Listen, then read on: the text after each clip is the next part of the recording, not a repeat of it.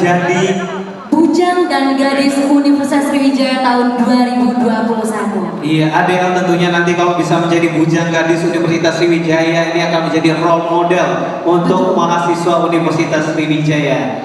Dan tentunya juga mengabdi dan bagaimana mereka menjadi representasi sebagai mahasiswa Universitas Sriwijaya yang menjadi contoh bagi seluruh mahasiswa Universitas Sriwijaya tentunya, Ferry. Dan mereka tentunya nantinya akan ini menyambung perjuangan tongkat estafet dari Bujang Gadis tahun 2019 sebelumnya. Pak Iwan, boleh sekali lagi foto bersama. Pak Iwan berada di tengah.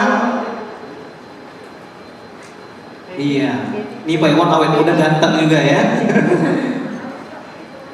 Oh benar-benar ya, Baby boleh sebelah kiri Baby. Oke, silahkan ya. Boleh, padahal Pak Iwan harus center yang benar ya. Permintaan Bunda ya.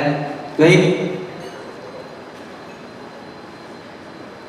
Ada yang boleh kita sapa juga, mungkin kita juga live dari sosial media, dari Instagram. Iya betul banget Ferry, dan ini juga ada live dari YouTube Ikatan Bujang Gadis Unsri. Luar biasa, halo Pageant Lover, dimanapun Anda berada saat ini Anda sedang menyaksikan pemilihan Bujang Gadis Universitas Sriwijaya tahun 2020.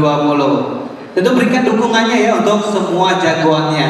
Baik, terima kasih pada Pak Iwan yang sudah memberikan sertifikatnya. Terima kasih pada Dewan Juri. Kami ucapkan selamat bertugas.